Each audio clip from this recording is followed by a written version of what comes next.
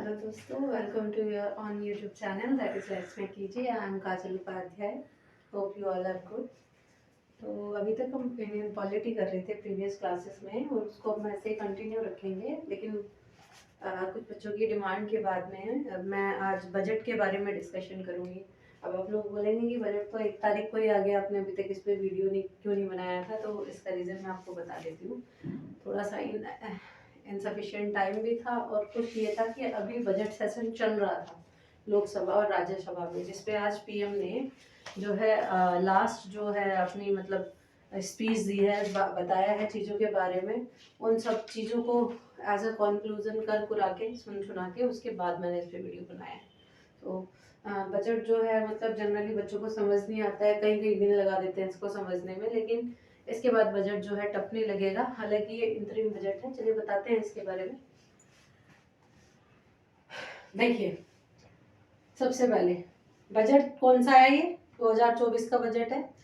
इसको इंतरिम बजट बोला गया है। इंतरिम बजट होता क्या है पहले ये जानिए। दो चीजें होती हैं, एक होता है फुल बजट, एक होता है इंतरिम बजट। इंतरिम बजट उसको कहते हैं जब पता है कि जो प्रेजेंट गवर्नमेंट है वो चेंज हो सकती है, या वो भी आए, वो भी एज अ न्यू गवर्नमेंट आएगी। मान लो अभी क्या है, एनडीए 2 या बीजेपी 2 चल रही है सेंटर में।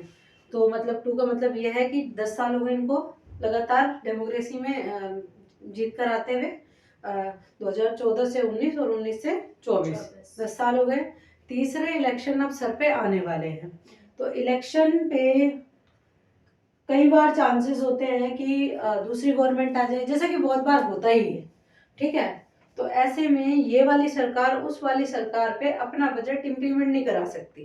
तो ये अभी उतना ही बजट देगी जितने तक इलेक्शन नहीं होते हैं या इलेक्शन के रिजल्ट नहीं आते हैं। ठीक है, तब तक का। और इसी को मतलब थोड़े से टाइम के लिए कि जब तक एक पर्टिकुलर जजमेंट ना आ जाए या वोटिंग का जो रिजल्ट है वो ना आ जाए, तब तक के लिए जो बजट आया है उसे इंतरिम बजट कहा गया है।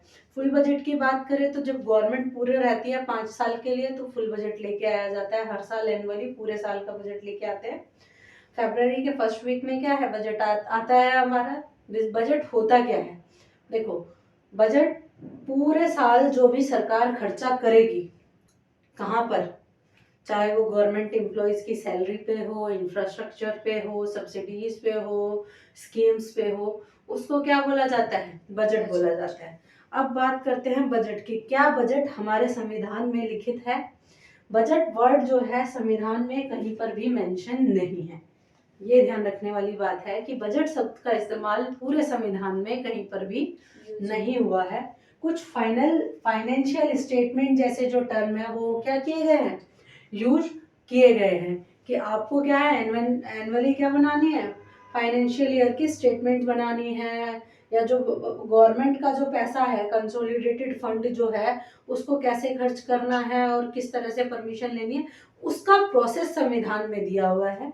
ठीक है, तो उसका जो जो सेंट्रल गवर्नमेंट जब बजट लेके आती है उसका थोड़ा सा पार्ट 5 में कॉन्स्टिट्यूशन के, दैट इज यूनियन गवर्नमेंट। मैंने जैसे कि बताया था, पॉलिटी अभी चल ही रही है। जिन बच्चों ने पॉलिटी पढ़ रखी होगी उनको पता होगा कि भाग 5 क्या है, पार्ट 5 क्या है इंडियन कॉन्स्टिट्यूशन का। इंडियन कॉन्स्टिट्यूशन का पार्ट 5 है यूनियन गवर्नमेंट, कि यूनियन गवर्नमेंट क्या क्या काम करती है। ठीक है, तो उसका आर्टिकल 112 से लेके और 117 तक किस चीज की बात हो रही है, इसी बजट की बात हो रही है, लेकिन विदाउट यूजिंग बजट टर्म। याद रखना कि जो एनुअल स्टेटमेंट है फाइनेंस की वो किस तरह से बनाई जाए। अब इसको पर्टिकुलर कौन देखता है, फाइनेंस मिनिस्ट्री देख रही है। उसको किस में डाला गया है, उसको डाला गया है पार्ट 12 में। ठीक है, आर्टिकल 266 की बात करें तो आर्टिकल 264 से जो है ये शुरू होता है आपका फाइनेंस वाला, जो पार्ट 12 है आपका, उससे शुरू होता है। और पार्ट 12 में प्रॉपर्टी फाइनेंस से रिलेटेड जो मैटर्स हैं उनको देखा जाता है। फाइनेंस से रिलेटेड, प्रॉपर्टी से रिलेटेड उन पे जो कॉन्ट्रैक्ट्स हैं, सूट्स हैं, जो कुछ भी है, इन सब मैटर्स को देखा जाता है। तो 266 आर्टिकल और प्लस में यूनियन बजट की अगर बात हो रही है तो आर्टिकल कौन सा, 112 से 117 तक, जो कि कौन से पार्ट में है, पार्ट 5। पार्ट 5 112 से 117 और आर्टिकल 266 पार्ट 12 में, ठीक है, पार्ट 5 में क्या है, यूनियन गवर्नमेंट, ठीक है, यूनियन गवर्नमेंट, और पार्ट 12 में क्या है, फाइनेंस, प्रॉपर्टी से रिलेटेड जो कॉन्ट्रैक्ट्स हैं और जो सूट्स हैं उन सब का उसमें क्या है, उनको डिफाइन किया गया है कि कैसे प्रॉपर्टी को, मतलब गवर्नमेंट अगर किसी प्रॉपर्टी को एक्विजिशन भी करती है तो किस किस तरह से करती है और उसके लिए क्या प्रोविजन है, ठीक है। तो वो सारी चीजें भी हैं उसमें। चलिए आते हैं, बजट एक आसान चीज नहीं है और मुझे भी वक्त लगा इसको आसान भाषा में लेके आने के लिए, तो आप बिल्कुल ध्यान से सुनिएगा। और मैं तो बिल्कुल ये कहूँगी कि जो बच्चे पहली बार बजट सुन रहे हैं उनको लगेगा कि बजट आसान है, लेकिन उनसे भी मैं ये कहूँगी कि किसी और का बजट भी आप एक बार सुन के जरूर देखिएगा, ठीक है। खासतौर से हमारे जो फाइनेंस मिनिस्टर है उन्होंने जो स्टेटमेंट दिए हैं वो भी आप सुन के देखिएगा, तो आपको पता चलेगा कितना डिफिकल्ट है बजट को समझना। लेकिन मैंने आपको आपके लिए इसको बहुत ही ईजी कर दिया है और इसको मतलब एंजॉय करके पढ़ेंगे, समझेंगे। पेपर में बजट से हर साल 3 4 5 क्वेश्चन आ ही जाते हैं इकोनॉमी में, इकोनॉमिक सर्वे से, बजट से, तो तैयार रहिए उसके लिए, ठीक है। इकोनॉमी में जो है जो स्टैटिक क्वेश्चन है वो कम ही आते हैं, जनरली किससे क्वेश्चन आते हैं, बजट वगैरह से आते हैं। अगर आप इकोनॉमी का सिलेबस पूरा नहीं भी कर पाए लेकिन आपने बजट और इकोनॉमिक सर्वे को ठीक से देखा है तो आप फिर भी मान लो 7 या 8 क्वेश्चन आए या 15 क्वेश्चन आए, 15 में से 5 क्वेश्चन तो निकाल लेंगे आराम से, ठीक है। ओह चलिए चलते हैं आगे। इंतरिम बजट और फुल बजट मैंने समझाया। इंतरिम बजट, ठीक है, एक फॉर अ शॉर्ट पीरियड है ना, कुछ अनसर्टेन सिचुएशन के लिए जब लगता है कि गवर्नमेंट चेंज हो सकती है, ठीक है, या इलेक्शन आने वाले हैं। फुल बजट पूरे 1 साल का बजट होता है, ठीक है, जो कि नॉर्मल कंडीशन में हमेशा आता ही है। तो लास्ट फुल बजट कब आया था हमारा,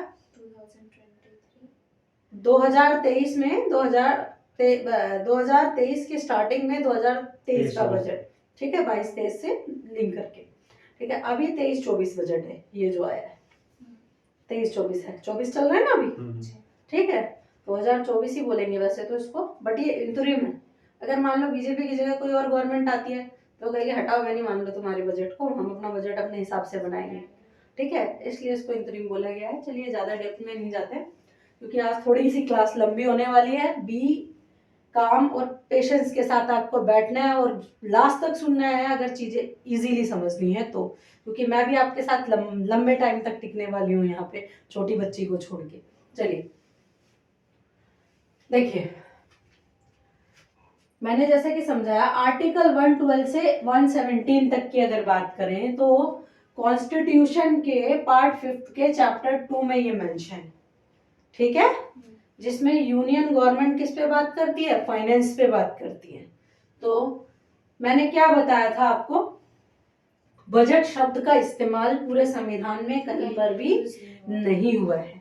हम इसको बनाते हैं जैसे फैमिली में, ऐसे समझिए इसको, घर में भी हम क्या करते हैं, 1 तारीख को सैलरी आती है, इतने का राशन आना है, इतने का पानी आना है, इतने के कपड़े आने हैं, अच्छा इस साल एक्स्ट्रा खर्चा ये आ गया है उसके लिए इतना अमाउंट रखना है, इस साल सैलरी कमाने वाली है, अब जैसे मार्च में सैलरी क्या आएगी, कम आएगी भाई, जो इनकम टैक्स पेयर है उनकी सैलरी ऑटोमेटिक क्या आएगी, कम आएगी, तो वो उस हिसाब से पहले बजट बना के चलेंगे। तो किसी भी चीज का कि भाई हमारे पास इतना पैसा है और हमें उसमें से इतना बचाना है, इतना खर्च करना है।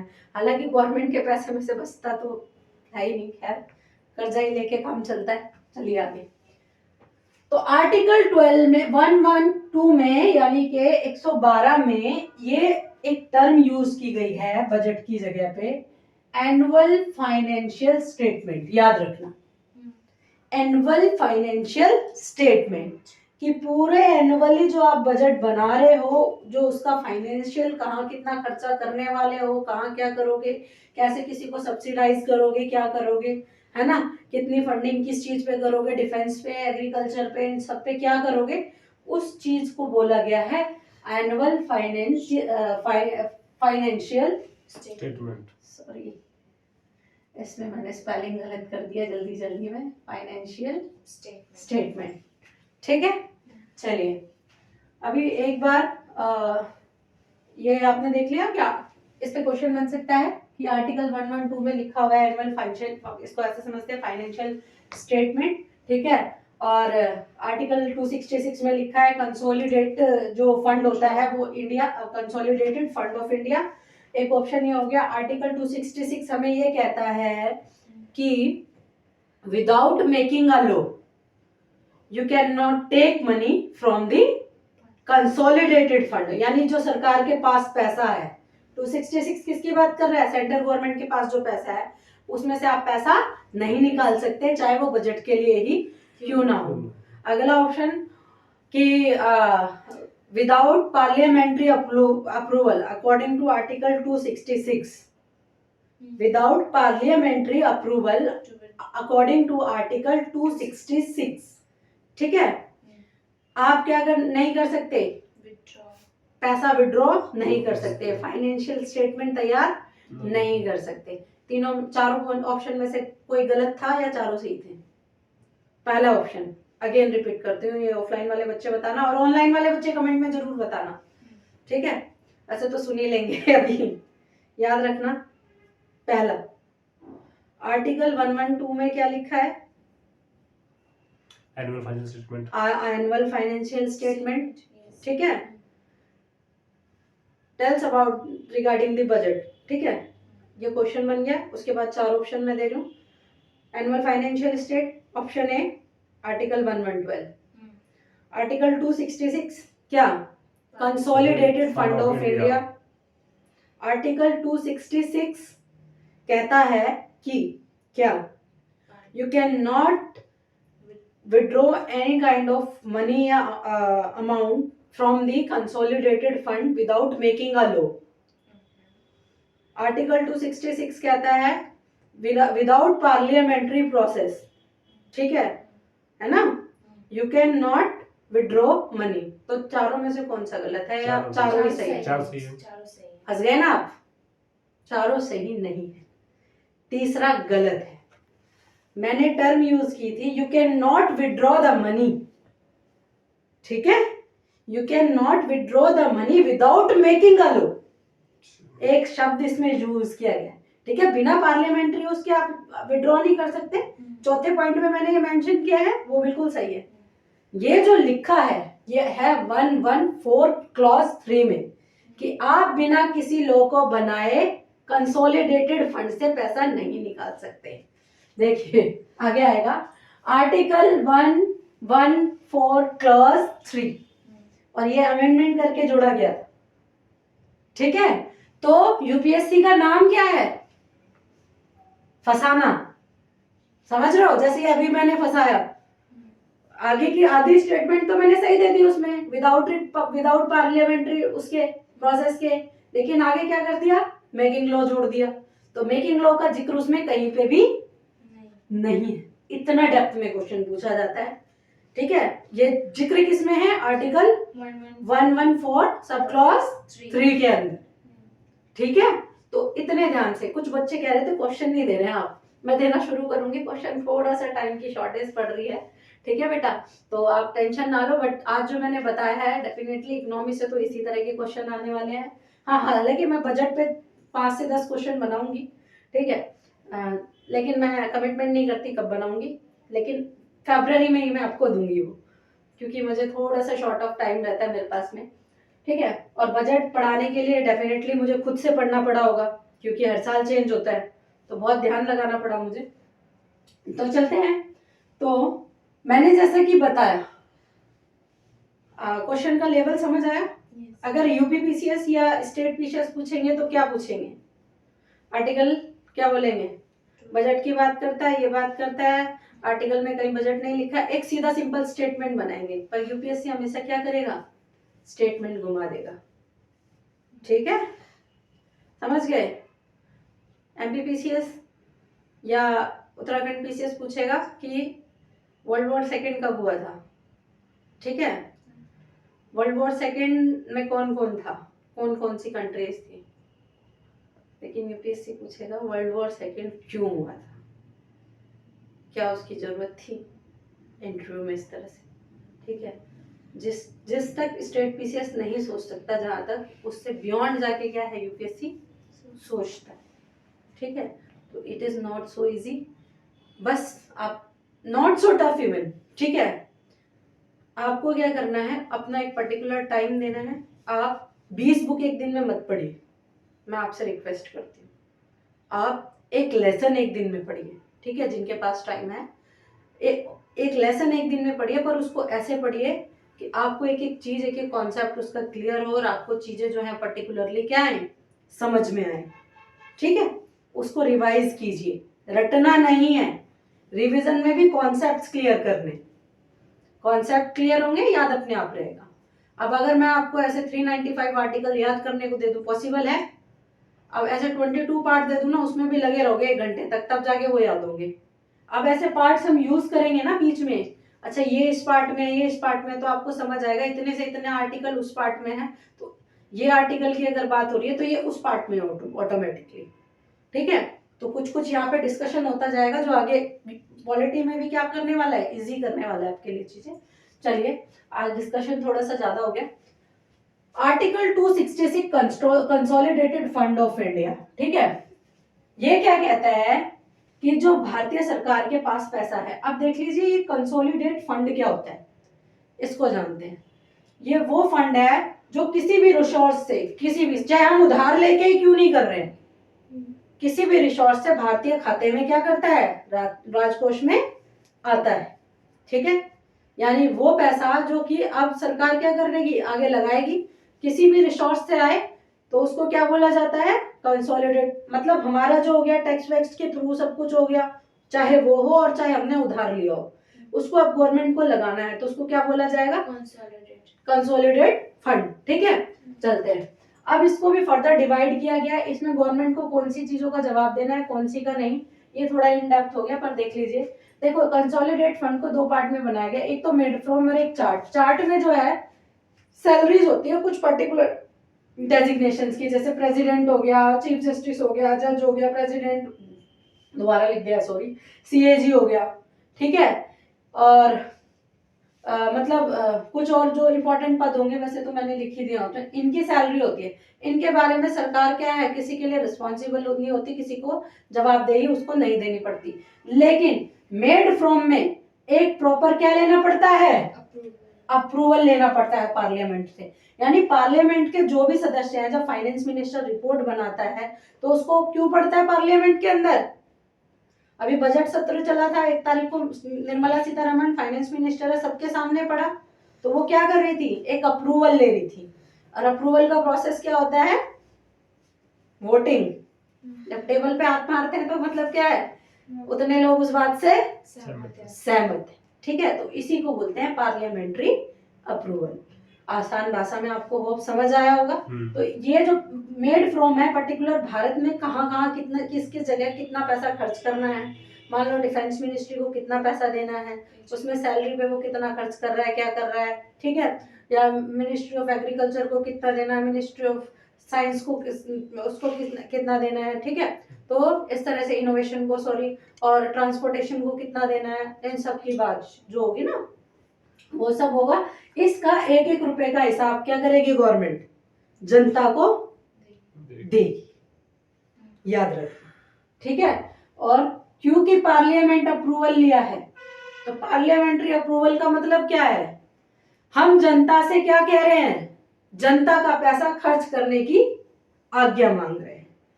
पार्लियामेंट में कौन है, मेंबर ऑफ पार्लियामेंट नहीं है सिर्फ वो क्या है, जनता है।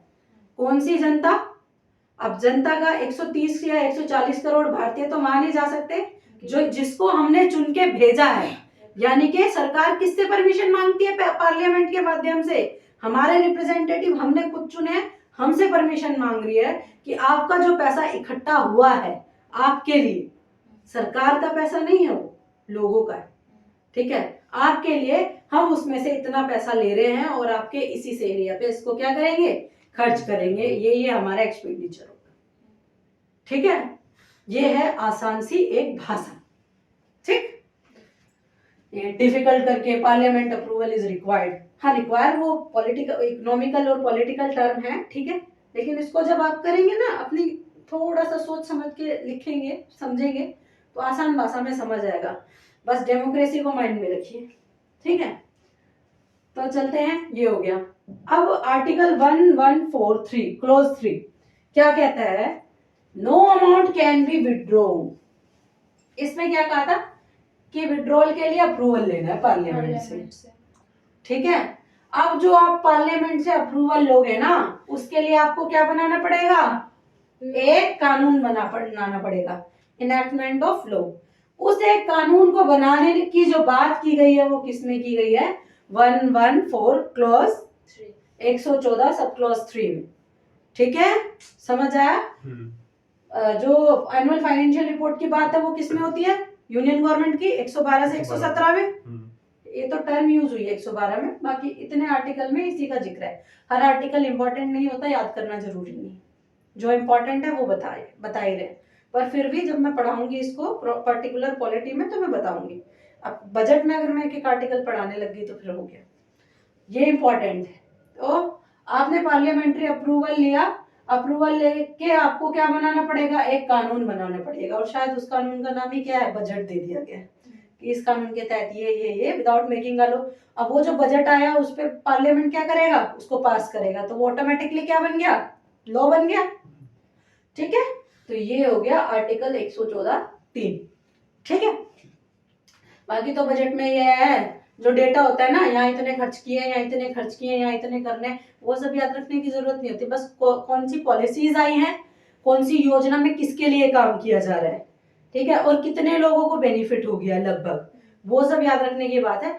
मैथमेटिकल जो आंकड़े हैं, पैसे कितने के, वो उतना इंपॉर्टेंट नहीं होता, ठीक है। रेयर ही पूछा जाता है उसमें, खासतौर से बड़े एग्जाम्स में। तो चलिए अभी थोड़ा सा इस बार के बजट पर डिस्कशन कर लेते हैं, क्योंकि मैंने क्या बोला है, ये इतना बड़ा बजट नहीं बनाया गया है। कौन सा बजट है ये? इंतरिम बजट है। तो इसका जो अमाउंट रखा गया वो कितना रखा गया है? 47.66 लाख करोड़, ठीक है। 47 पॉइंट, क्लियर हो रहा होगा, थोड़ा सा इन खत्म हो गई थी यहाँ पे, 66 लाख करोड़, ठीक है। ये है 47.66 करोड़ का। अब हमारा जो बजट बन रहा है आजकल के दिनों में, उसमें पैसा कहाँ कहाँ से आता है ये भी जान लो थोड़ा सा, ताकि इसको याद रख पाओ और मजा आए। देखो, सबसे ज्यादा जो पैसा आता है हमारे ऊपर खर्च करने के लिए बजट में, वो आता है उधारी से, 28%, ठीक है। कहाँ से आता है? उधारी से। और ये उधारी हम कहाँ से लेते हैं? कंट्री, वर्ल्ड बैंक से, आईएमएफ से लेते हैं। वर्ल्ड बैंक का जो काम है ना बच्चे, वर्ल्ड बैंक का काम है कि जो वर्ल्ड वॉर्स में जो कंट्री बिल्कुल खत्म हो गई थी ना, मतलब बिल्कुल जिनका रिस्ट्रिक्शन ज्यादा हुआ था, वर्ल्ड बैंक रिकंस्ट्रक्शन के लिए लोन देता है। आईएमएफ जो अनडेवलप्ड कंट्रीज हैं और डेवलपिंग कंट्रीज हैं उनको देता है। तो जब हम जाते हैं ना लोन लेने के लिए, अनडेवलप्ड कंट्रीज है लाइक अफ्रीकन कंट्रीज, ठीक है, और डेवलपिंग कंट्रीज, तो हम आईएमएफ के पास जाते हैं, वर्ल्ड बैंक के पास नहीं जाते। लोगों को इसका भी अंतर नहीं पता। वर्ल्ड बैंक जो लोन प्रोवाइड करता है वो रिकंस्ट्रक्शन के लिए करता है। चलिए आपने अच्छा किया ये बोला, ठीक है। तो वर्ल्ड बैंक से हम लोन नहीं लेते हैं। India is not comes in the criteria of world bank, ठीक है। हम किसी वॉर से गो थ्रू के नहीं गए अभी ना, वर्ल्ड वॉर सेकंड और फर्स्ट से, मतलब उस टाइम हम पार्ट थे किसी और कंट्री का, तो एज अ उस कंट्री ने जो लोन लिया होगा अपने रिकंस्ट्रक्शन के लिए लिया होगा। बट हम तो इंडिपेंडेंट हो चुके हैं। हम किस जोन में है? डेवलपिंग जोन में है। और डेवलपिंग जोन से आया इस बार तो मोदी गवर्नमेंट जी ने, क्योंकि हम किस में चल रहे हैं? अमृत काल में चल रहे हैं, जब किसी भी चीज की डायमंड जुबली जो है वो सेलिब्रेट हो जाती है। 75 साल हो चुके हैं। किसको? हमारी आजादी को 75 में है ना, 78 हो चुके, ठीक है। 77 हुआ है ना, 78 चल रहा है शायद, ठीक है। हाँ हाँ 78 77 चले। मैं 75 ईयर्स जो बात कर रही हूँ वो किसकी बात कर रही हूँ? लॉ कॉन्स्टिट्यूशन एनफोर्समेंट की। रिपब्लिक डे सेलिब्रेट किस लिए करते हैं? हमारे संविधान को बने हुए कितने साल हो गए? 75 साल हो चुके हैं। तो मोदी जी ने एक टर्म की कि वी आर इन अमृत काल, और वी हैव टारगेटेड फॉर 2047 तक कि हम क्या हो जाएंगे? डेवलपिंग कंट्री नहीं रहेंगे, हम क्या हो जाएंगे? डेवलप्ड कंट्री हो जाएंगे, है ना। कैसी हो जाएंगे?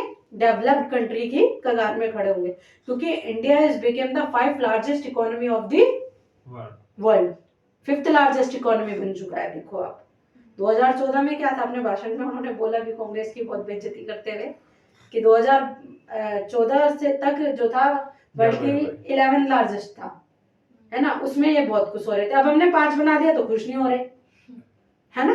तो 5th है, और इन्होंने आगे टारगेट रखा है कि जल्दी ही इसको 30 से पहले 3rd लार्जेस्ट इकोनॉमी के तौर पे रिप्रेजेंट, शायद 26%। नहीं, वो तो जो हमारी जो वो है ना, कितने ट्रिलियन पे चल रही है इकोनॉमी, उसको टारगेट किया है कि अभी हमारी जो इकोनॉमी है वो 3 ट्रिलियन है, 3 ट्रिलियन है। आगे जाके वो 26-27 का टारगेट है कि 5 ट्रिलियन हो जाएगी, और 30 तक का टारगेट है कि वो 7 ट्रिलियन हो जाएगी, ठीक है। और 2014 में कितनी थी ये? 2 ट्रिलियन, ठीक है। और 2007 में 1 ट्रिलियन, ठीक है। आएंगे ट्रिलियन, उधार ले लेंगे।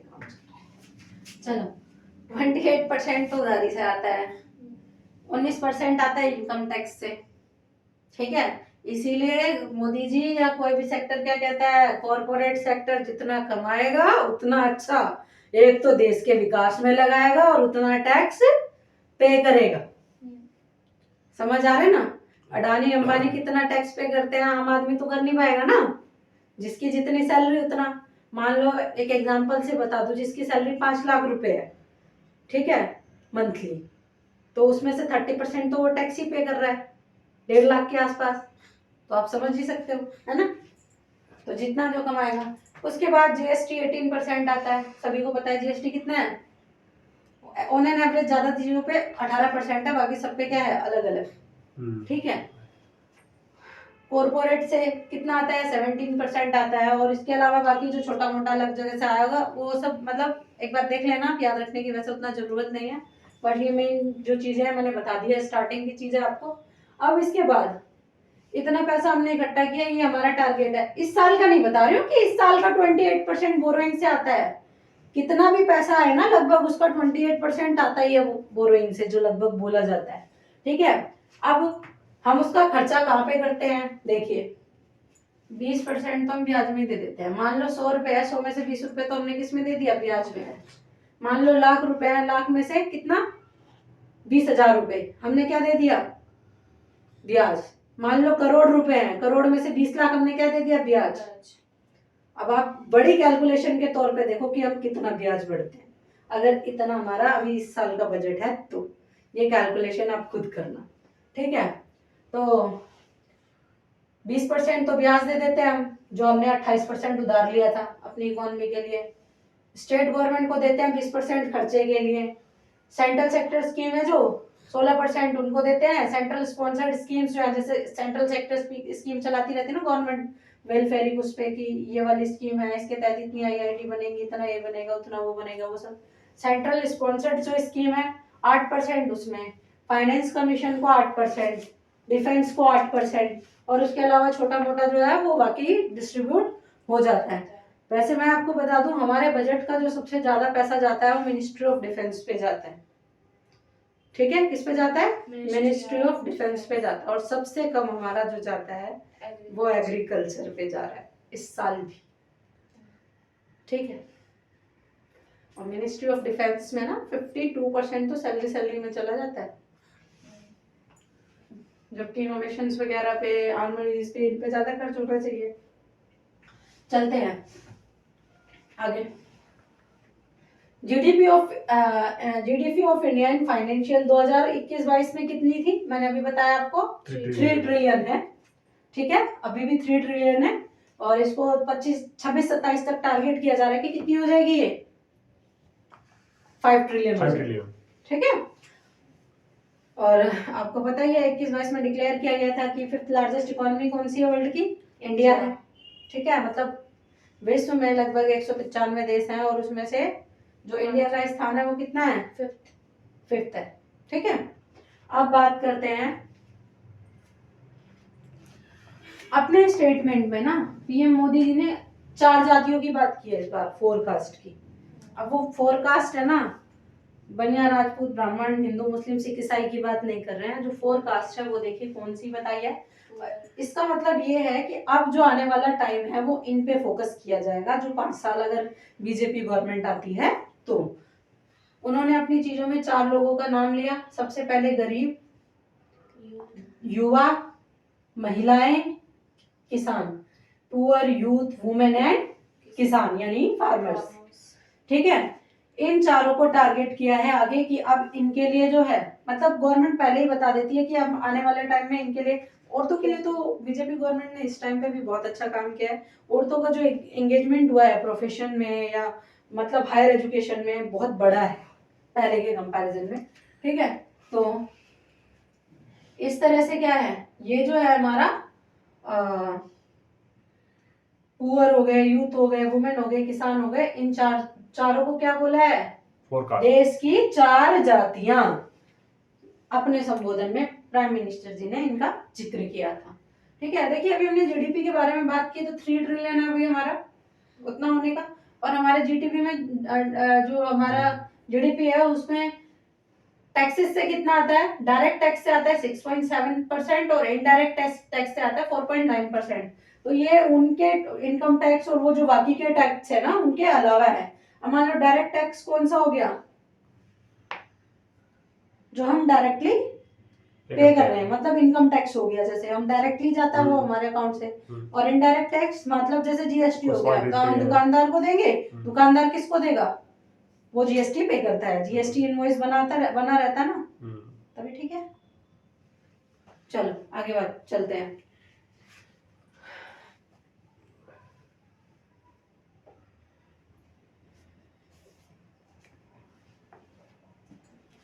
अमृतकाल में जो टारगेट अचीव करने की बात की गई है, मैंने आपको बताया था कि इंडिया को 2047 तक डेवलप कर दिया जाएगा, ऐसा उन्होंने बोला है। बोलने पे नहीं जाना चाहिए, बाकी उनकी कोशिश रहेगी, वो अच्छी बात है। ठीक है, ओवर 10 इयर्स बात की गई है, जो मल्टी डायमेंशनल पॉवर्टी थी उससे निकाला है उन्होंने कितने लोगों को, 25 करोड़ लोगों को। ठीक है, अलग अलग तरह की गरीबी से निकाला गया। उन्होंने अपनी मतलब अभी तक उन्होंने अपनी सरकार की बात की है कि उनकी सरकार ने क्या क्या अचीव किया है। ठीक है, हमारे लिए जो इसमें याद रखने वाली जो चीजें हैं कि वो कौन कौन सी सेक्टर में काम कर रहे हैं, क्या नहीं कर रहे हैं, वो सब याद रखने की बात है। एज ए सरकार इसको याद रखने की जरूरत नहीं है। ठीक है, तो ये है मेन चीज। तो आगे बात करेंगे। अच्छा, ये कहते हैं कि हमने 25 करोड़ लोगों की मल्टी डायमेंशनल पॉवर्टी दूर की है पीएम जनधन योजना से क्या अकाउंट खोल के। पीएम जनधन अकाउंट के बारे में सुना होगा आपने। उनमें डायरेक्ट क्या है, गवर्नमेंट क्रेडिट करती है पैसा किसके अकाउंट में, लोगों के अकाउंट में। पहले बिचौलिए से होके करना पड़ता था, तो अब बिचौलिए जो है ना पैसा खा जाते थे। तो उसमें गवर्नमेंट ने बताया कि हमने इस पॉलिसी के माध्यम से 2.7 लाख करोड़ रुपए क्या किए हैं, बचाए। ठीक है, इतने पैसे हमने क्या किया है, बचा लिया है। और 25 करोड़ जो लोग थे उनको क्या किया हमने, डायमेंशनल गरीबी से, मल्टी डायमेंशनल गरीबी से बाहर किया है। और ये जो पैसा इन्होंने लगाया था ये था लगभग 34 लाख करोड़। मतलब कि पॉवर्टी से निकालने के लिए चाहे पेंशन के तौर में मान लो या सब कैसे किसी भी तरह सब्सिडी वगैरह के तौर पे इतना पैसा मान लो उनके अकाउंट में डालना था, तो ये इन्होंने डाला। अब ये इन्होंने डायरेक्टली डाला तो बिचौलियों से इन्होंने चीजें बचाई, और उस पर जो ब्याज मिला वो किसका बेनिफिट था, गवर्नमेंट का। तो उसी को क्या बोला इन्होंने, 2.7 लाख करोड़ रुपए का हमने बेनिफिट किया है। समझ रहे हो, मतलब हमने अपना इतना पैसा बचा लिया। ठीक है, अब बात करते हैं national income grow by the 50, मतलब नेशनल इनकम की जो ग्रोथ है वो 50% हुई है इन कंपैरिजन ऑफ 2014 एंड 50। ठीक है, ये उस टाइम पे ऑलमोस्ट कितना परसेंट था, शायद देख लो आप अपने हिसाब से, उस टाइम अगर ये था पर कैपिटा के हिसाब से 68,572 रुपए, यानी एक आदमी की जो एवरेज इनकम निकाली गई है वो इतनी निकाली गई है। और अब ये कितना है, 98,374। तो इन्होंने लगभग क्या किया है, 50% ग्रोथ किया है नेशनल इनकम के तौर पे। और हमारा जीडीपी अब कहाँ पहुंच गया है, 7.1% पे। ठीक है, याद रखना, जीडीपी तो पता होगा ना, ग्रॉस डोमेस्टिक प्रोडक्शन, की एक साल में किसी भी राष्ट्र में होने वाला टोटल प्रोडक्शन या उत्पाद, इसको क्या बोला जाता है, जीडीपी बोला जाता है। ठीक है, और जीडीपी किसके लिए रिस्पॉन्सिबल होता है, नेशनल इनकम के लिए। ठीक है, तो जीडीपी जिस देश का अच्छा है उस देश की इकोनॉमी क्या है, ऑटोमेटिकली ग्रो कर रही है। अच्छा, इसकी एक अलग जो बात की है, इसको इस पे शायद क्वेश्चन में पेपर में क्वेश्चन आ सकता है, जो निर्मला सीतारमण जी ने ना जीडीपी की अलग ही फुल फॉर्म बता दिया है, वो बताते हैं गवर्नेंस डेवलपमेंट परफॉर्मेंस। ठीक है, इकोनॉमिकली आपको पता है, मतलब उन्होंने जीडीपी को किससे रिप्रेजेंट किया है, कि हमारे परफॉर्मेंस के तौर पे हम इसको रिप्रेजेंट कर रहे हैं कि हमारा जो परफॉर्मेंस है वो कितना 7.1% ग्रोथ का है। अब बात करते हैं new factor of production. Production के लिए कौन कौन से फैक्टर जिम्मेदार हैं, जिन्होंने इकोनॉमी पढ़ी होगी उनको पता होगा, लैंड, लेबर, कैपिटल और एंटरप्रेनर। ठीक है, लैंड, लेबर, कैपिटल और एंटरप्रेनर। ठीक है, ये जो 3-4 फैक्टर हैं ये किसके लिए इंपॉर्टेंट है, प्रोडक्शन के लिए। ठीक है, सुना ही होगा आपने, इकोनॉमी में पढ़ा होगा कि भाई अगर बिजनेस करना है, प्रोडक्शन करना है, उत्पाद करना है, तो सबसे पहले तो जमीन हो, फिर लेबर हो, करने वाले लोग, और उन सबसे पहले पैसा होना चाहिए, और पैसे से भी पहले कौन होना चाहिए, जो करेगा, एंटरप्रेन्योर, यानी उसको बनाने वाला। अब इसमें एक और फैक्टर जोड़ा गया है, ये इंपॉर्टेंट चीज है, क्वेश्चन में आ सकता है। देखिए वो क्या जोड़ा गया है, डिजिटल पब्लिक इंफ्रास्ट्रक्चर। वैसे तो बहुत सारे होते हैं, इनके अलावा भी लैंड क्या था, लैंड, लेबर और क्या बोलते हैं, कैपिटल और एंटरप्रेन्योर के अलावा और भी बहुत हैं छोटे मोटे, बट एक और फैक्टर जोड़ दिया गया है प्रोडक्शन में, जो है डिजिटल पब्लिक इंफ्रास्ट्रक्चर। और उसमें क्या क्या आता है, आधार, यूपीआई। क्या पहले ये था, पहले पेमेंट कैसे होती थी, ज्यादातर इन कैश, ठीक है, या अकाउंट ट्रांसफर। अब यूपीआई ने क्या कर दिया है, एक बड़ा ही आसान मोड दिया है और इजीली चीजें कर दी हैं एक ट्रांजैक्शन के पॉइंट ऑफ व्यू पे। पेटीएम के बारे में सुना ही होगा, पेटीएम 29 फेब को कम्प्लीटली बंद हो जाएगा, उसने कुछ गड़बड़ की थी तो आरबीआई ने जजमेंट दे दिया है।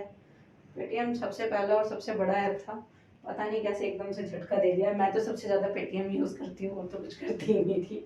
अब मुझे फोन पे, गूगल पे, इन सब की तरफ जाना पड़ेगा। चलिए चलते हैं। अब देखो, ये तो हो गया प्रोडक्शन के क्षेत्र में इन्होंने क्या बोला, ठीक है, कि ये वाली चीज जो है किसने दी है, बीजेपी गवर्नमेंट ने।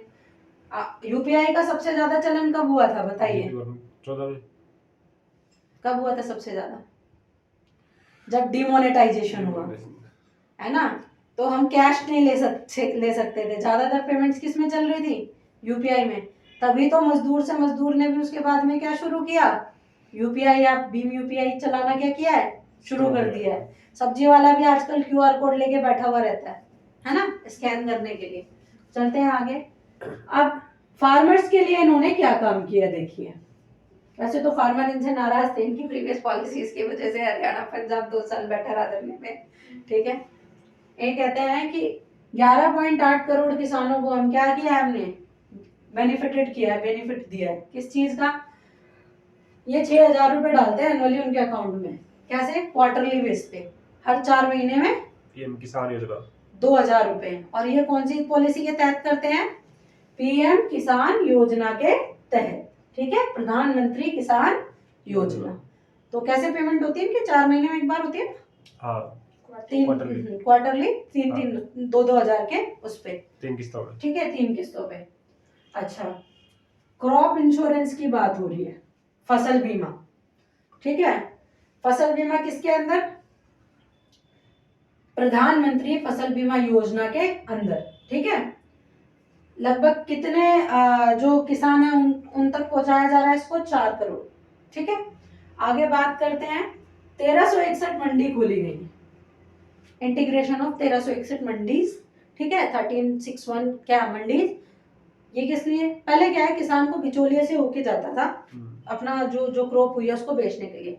फिर एक स्कीम आई डायरेक्ट मंडी योजना, ठीक है, बीजेपी लेके आई। तो अब किसान डायरेक्टली क्या है, मंडी में बेच सकता था, उससे बिचौलियों से बचा, और किसान को इसमें क्या हुआ, मुनाफा भी हुआ। तो 1361 मंडीज का एस्टेब्लिशमेंट मानो आप, बड़ी मंडी का, ठीक है, ये तो हो गई किसानों की। अंडर इनाम ट्रेडिंग। ठीक है, हाँ ये अंडर इनाम ट्रेडिंग को बोलते हैं इसको। ठीक है, और इसका जो वॉल्यूम रखा गया है नॉर्मली वो कितना रखा गया है, 3 लाख करोड़। जो क्रॉप इंश्योरेंस है कि इसके लिए कितनी फंडिंग करेंगे हम, 3 लाख करोड़। ठीक है, आगे ये टारगेट 2024 के लिए है इस बजट के अंदर। ठीक है, 3 लाख करोड़ का वो रखा है इसके, है ना। चलते हैं किसके किसके अंडर, क्रॉप इंश्योरेंस में, है ना, कि इतने पैसे प्रोवाइड करा देंगे इंश्योरेंस के। ठीक है, आगे चलते हैं skill India mission. Skill India mission में क्या है, 1.4 करोड़ जो लोग हैं, 1.4 करोड़ जो लोग हैं वो क्या है, उनको ट्रेनिंग दी गई है। स्किल इंडिया मिशन के अंदर 1.4 करोड़ लोगों को क्या किया, लगभग 1.5 करोड़ ट्रेनिंग दी गई है। ठीक है, ट्रेनिंग दी गई है। और 54 लाख लोगों को क्या किया गया है, रीस्किल किया गया है। कितने लोगों को, 54 लाख। दोबारा से उनको स्किल अच्छे से प्रदान की गई है। और ये कौन सी थीम के अंदर किया गया है, स्किल इंडिया, स्किल इंडिया के अंदर। ठीक है, इसके तहत और भी क्या किया गया है, 3000 ITI, याद रखना। IIT जो कि 2014 से पहले कितनी थी, 16, उनको बढ़ाकर कितना किया गया, 23। एम्स जो कि 2014 से पहले कितने थे, 7, 2022 तक कितने एम्स बना दिए गए, 22। ठीक है, 22 में 22 एम बन चुके थे, याद रखना, थे 7। उसके बाद में यूनिवर्सिटीज कितनी थी, 723, अब 1113, 1130। ठीक है, तो ये डेटा याद रखने वाला है, इसमें से एग्जाम में पूछा जा सकता है, ये जरूर आप याद रखना। स्किल इंडिया के अंडर इतना इतना ये सब बनाया गया। ठीक है, आगे भी टारगेट किया गया। आगे बात करते हैं नारी शक्ति की। ठीक है, अब महिलाओं के लिए बार बार बोल भी रही थी निर्मला सीतारमण, इन्होंने, मोदी जी ने भी अभी बोला लोकसभा में जो इनका स्पीच था, कि मतलब पहले लोग ये सोचते थे बेटी होगी खर्चा कैसे करेंगे, पढ़ाएंगे कहाँ से, ये कैसे करेंगे, वैसे कैसे करेंगे। एक एग्जाम्पल के तौर पे वो बता रहे थे, कह रहे अब लोग पूछते हैं कि घर और काम, यानी घर और प्रोडक्शन, या घर और जो आप जो भी जिस भी वर्क में वो काम कर रही है, या तो जॉब कर रही है, कुछ भी, आप दोनों एक साथ मैनेज कैसे करती हो। तो इस लेवल पे महिलाओं को क्या किया, सशक्त किया है।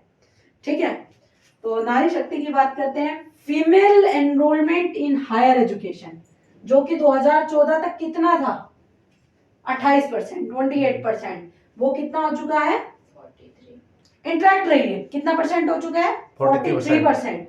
ठीक है, 43% हो चुका है 28 से बढ़कर, कब तक, सन 2023 तक। समझ आ गई मेरी बात। अब हायर एजुकेशन की अगर बात की जा रही है तो किस चीज की बात की जा रही है, खास तौर से IIT, मेडिकल, इंजीनियरिंग, इन सब की, रिसर्च वगैरह की फील्ड।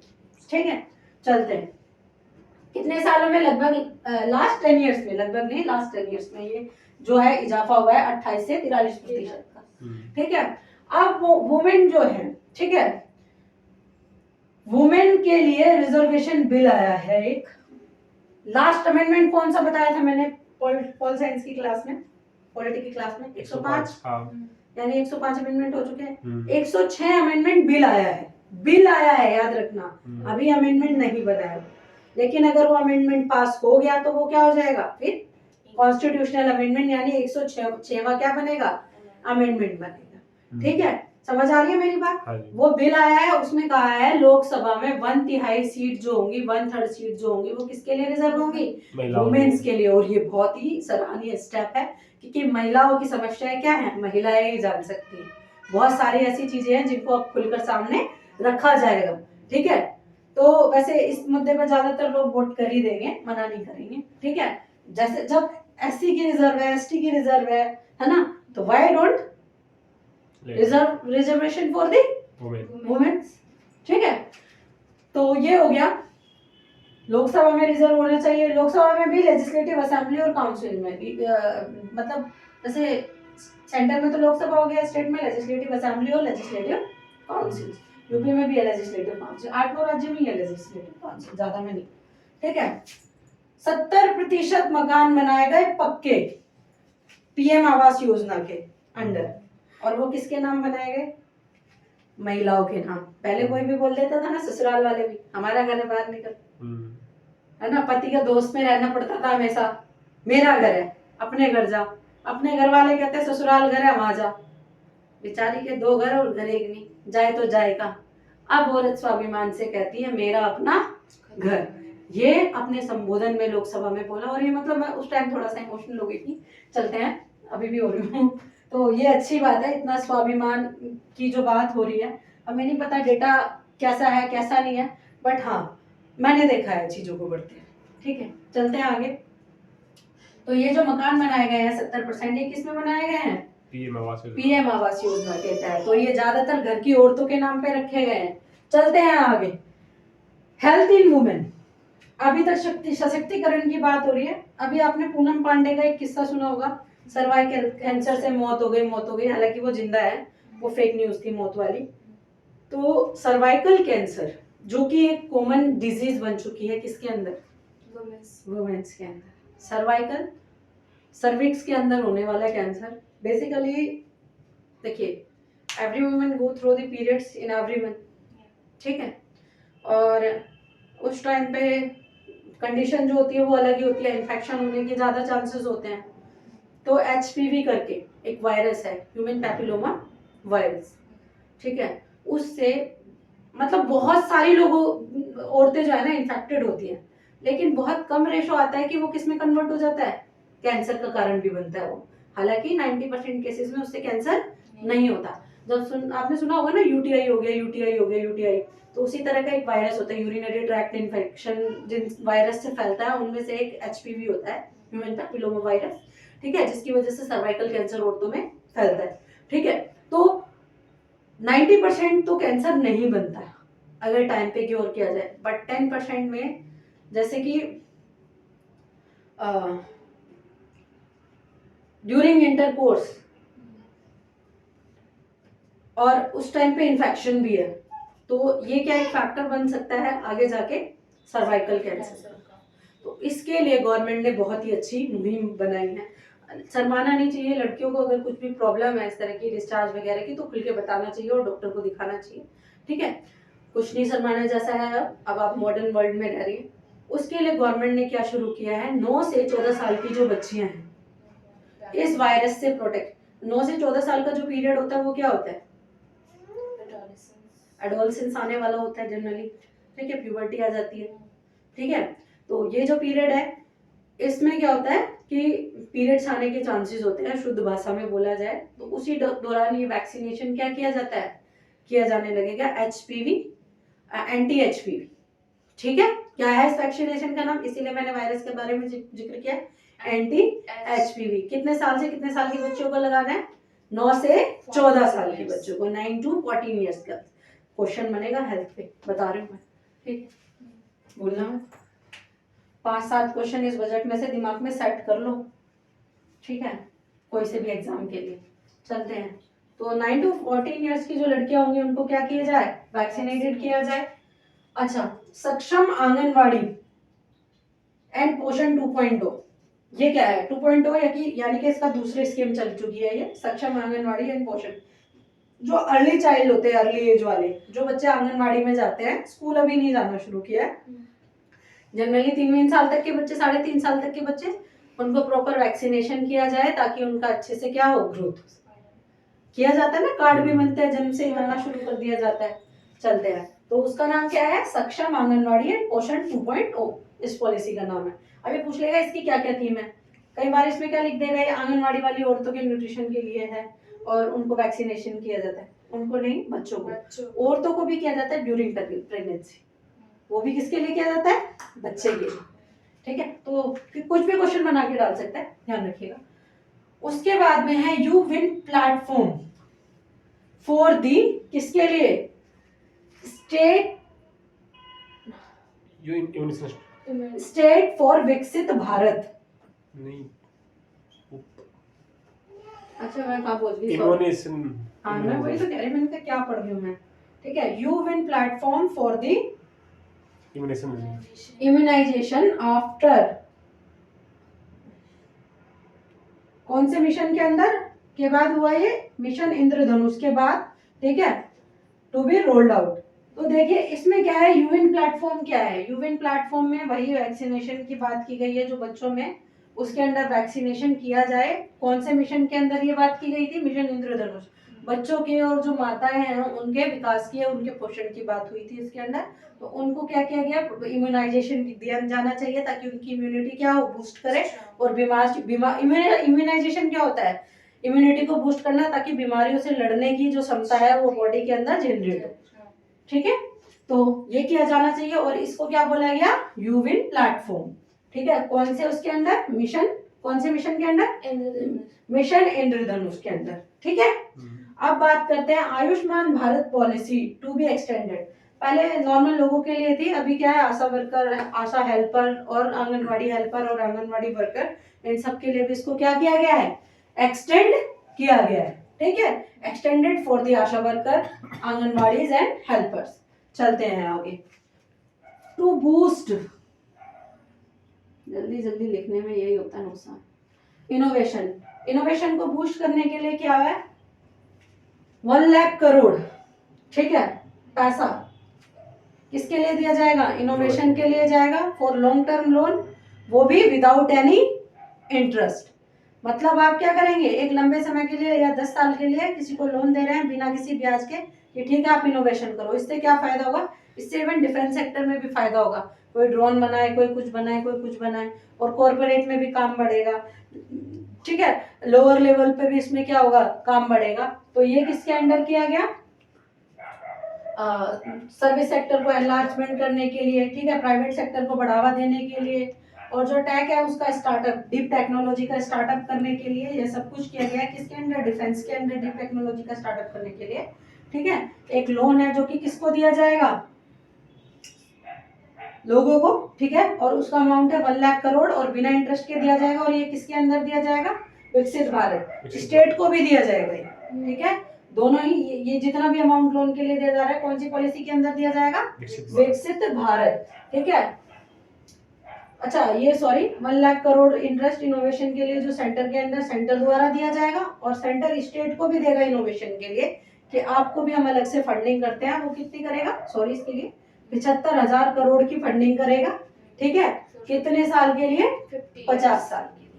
ठीक है, और ये सब किसके अंदर होगा, विकसित भारत। डेवलपमेंट की, इनोवेशन की अगर इन सब की बात होती है ना तो लॉजिक भी लगा सकते हैं कि कौन से मिशन के अंदर होगा, विकसित भारत। ठीक है, तो मान लो कि कोई इनोवेशन करता है, किसी ने आम बनाए, किसी ने कुछ बनाया, तो डिफेंस से लेके हर सेक्टर में वो तो अच्छा रोल प्ले करते हैं, है ना। अब अंत्योदय अन्न योजना, अन्न इसके नाम में छिपा है, तो किसके लिए बात हो रही है, ये लोगों तक भोजन पहुंचाने की। इस योजना के तहत टारगेट रखा है कि चीनी जो है वो 18.5 किलो मिलेगी, 18.5 पर केजी के हिसाब से मिलेगी। कब तक, मार्च 2026 तक।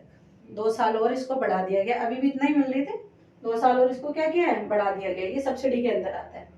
ठीक है, सब्सिडी ना, राशन 2 रुपए किलो गेहूँ, 3 रुपए किलो चावल, वो सब नहीं बांटती वो गवर्नमेंट, है ना। तो उसके अंदर ये आता है कि चीनी जो है 18.5 किलो होगी 2026 तक। अब ऐसे चीनी कितने रुपए किलो, 46-47। तो देख लो आप, है ना। चलो अब आता है, बात करते हैं मुद्रा लोन्स की। ठीक है, मुद्रा लोन का टारगेट रखा गया है 43 लाख करोड़। ठीक है, जो 43 लाख करोड़ लोन, इतने अमाउंट का लोन दिया जाएगा और दिया गया है। इतना जब मुद्रा आई थी, पॉलिसी जो भी थी ये लोन की, इसमें जो टारगेट कितना रखा गया था, 43 लाख करोड़ का रखा गया था, जिसमें से कितना दिया जा चुका है, 22.5 लाख करोड़ दिया जा चुका है, और बाकी इतना दिया जाना है। और ये किसके अंदर आता है, पीएम मुद्रा योजना के अंडर आता है। ठीक है, इसकी फुल फॉर्म देख लेना एक बार मुद्रा की। ठीक है, उसके बाद जनधन अकाउंट, जनधन अकाउंट में मैंने बता दिया ऊपर ऑलरेडी शायद 34 लाख करोड़। ठीक है, जिसमें से लोगों के अकाउंट में डायरेक्ट डाले गए हैं, और सरकार ने बचा भी लिए हैं कितने, 2.7 लाख करोड़। मैंने बताया था ना कि लोगों को डायरेक्ट दिया गया है ताकि बिचौलियों से बचे, और उसमें जो ब्याज वगैरह से इनकम हुई है वो कितनी हुई है, 2.7 लाख करोड़ में बचा भी लिया सरकार ने। मुद्रा full form micro unit development and refinance agency. Micro unit development refinance agency. ठीक है, चलिए आगे बात करते हैं। 30 करोड़ जो लोन है, ठीक है, वो पिछले 10 सालों में 30 करोड़ लोन पिछले 10 सालों में ऑलरेडी औरतों को दिए गए। तो औरतों पे बहुत काम किया है। 30 करोड़ लोन औरतों को दिए गए, किसी ने 1 लिया होगा, किसी ने 2 लिया होंगे, लगभग 20-25 करोड़ तो बेनिफिटेड हुई होंगी औरतें, है ना, कोई इतना तो बेनिफिट हुआ होगा। चलते हैं आगे। 3 नए कॉरिडोर बनाए गए हैं, 3 नए कॉरिडोर। क्वेश्चन यहाँ से आएगा, अब शुरू होती है चीजें, ध्यान से देखो। किस किस चीज को लेके बनाया गया? एनर्जी को लेके, मिनरल को लेके, सीमेंट कॉरिडोर। पहला कॉरिडोर हो गया इन चीजों को आपस में जोड़ने के लिए, कि इनका जो ट्रांसपोर्टेशन है, आवाजाही है, वो क्या हो जाए, इजी हो जाए। तो इसके लिए क्या किया, एक अलग कॉरिडोर बना दिया गया कि यहाँ से यही चीजें जाएंगी, मिनरल, एनर्जी और जो सीमेंट वगैरह है ये सब। उसके बाद में दूसरा पोर्ट कनेक्टिविटी कॉरिडोर। जितने भी पोर्ट हैं ट्रांसपोर्टेशन के लिए, उनको आपस में क्या किया गया है, जोड़ा गया है, उसके नाम में छिपा है। तीसरा किसके लिए है? High traffic density corridor. Traffic को क्या करने के लिए, कंट्रोल करने के लिए क्या बनाया गया है, एक पर्टिकुलर कॉरिडोर बनाया नहीं गया, सॉरी, बनाया गया, ऐसी बात की है, आई एम रियली सॉरी। ये सब बनाने की बात की जा रही है अगले बजट के तहत, ठीक है। अच्छा, वंदे भारत ट्रेन के बारे में आप सबको पता होगा, लगभग अब हर जिले में चलती जा रही है, inter connectivity, super fast train है, ठीक है। तो वंदे भारत जो है,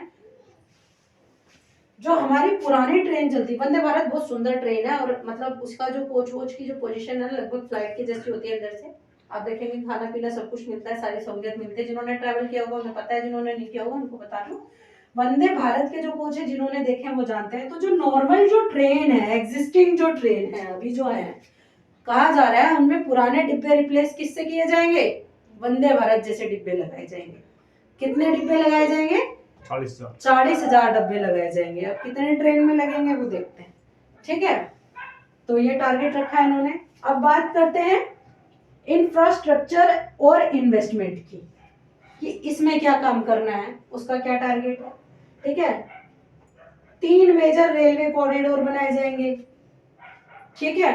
उसके बाद में फॉरेन इन्वेस्टमेंट का प्रमोशन होगा, विदेशी जो इन्वेस्टमेंट है, उस फॉरेन इन्वेस्टमेंट क्या होता है, विदेशी कंपनी इन्वेस्टमेंट करती है, जब विदेशी कंपनियां भारत में आके इन्वेस्ट करती हैं, ठीक है। एमएनसी का कॉन्सेप्ट सुना है ना, मल्टीनेशनल कंपनी में जॉब करते हैं, इस पोस्ट पे उस पोस्ट पे। तो मल्टीनेशनल कंपनीज क्या है, फॉरेन इन्वेस्टमेंट ही एक तरह से, जब फॉरेनर आके इन्वेस्टमेंट करते हैं, ठीक है। एक्सपेंशन ऑफ एग्जिस्टिंग एयरपोर्ट, जो एयरपोर्ट है और छोटे हैं उनको क्या किया जाएगा, बढ़ाया जाएगा। कौन सी स्कीम के अंदर, उड़ान, क्या फुल फॉर्म है उड़ान की, उड़े देश का आम नागरिक, ठीक है, इसके अंदर।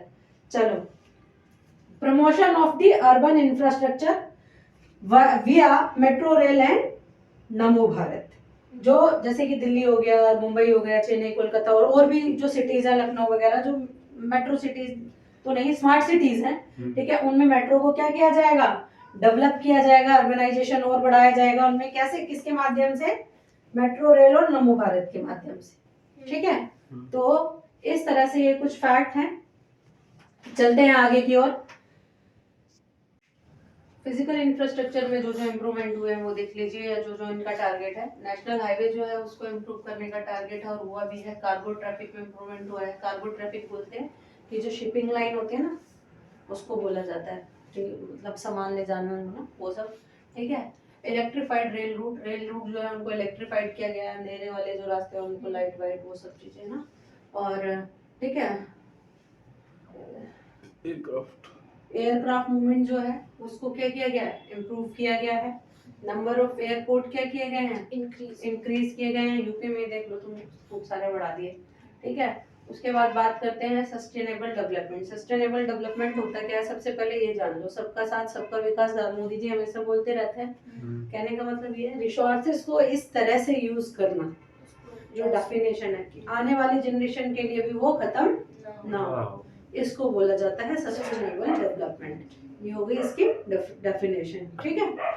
इन अ पर्टिकुलर मैनर, जब आप रिसोर्स एक अच्छे तरीके से यूज कर रहे हो कि आने वाली पीढ़ी भी उसको देख पाए और वो खत्म ना हो, ठीक है, रिसाइकलिंग भी हो जाए, खत्म ना हो, तो उसको क्या बोलते हैं, सस्टेनेबल डेवलपमेंट। हिंदी में सतत विकास बोला जाता है इसको। चलते हैं आगे। देखो क्या क्या टारगेट रखा गया सस्टेनेबल डेवलपमेंट का।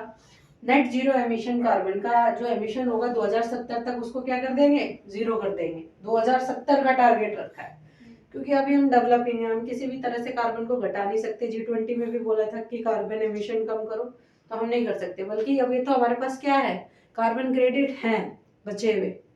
कार्बन क्रेडिट वो थे कि डेवलप्ड कंट्री को तो पेनल्टी देनी थी उनके लिए, और जो उस टाइम कार्बन क्रेडिट जिन कंट्रीज को दिए थे जो अनडेवलप्ड थी, उसमें इंडिया भी था। 1990s की बात है ये, इंडिया भी था। तो उनको दिया जाता था जिन्होंने अभी तक अपना डेवलपमेंट नहीं किया है, कार्बन का एमिशन कम किया है, कि आप इतने तक कर सकते हो, ठीक है।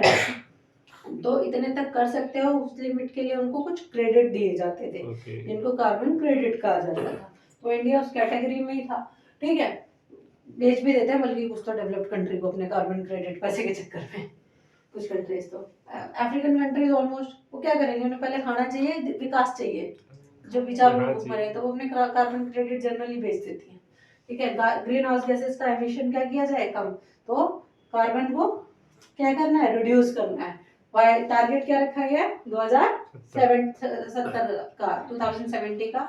उसके बाद में उन्होंने बोला है रूफटॉप जो सोलराइजेशन किया जाए, कम से कम 1 करोड़ छत जो है उन पे क्या लगाया जाए, सोलर पैनल।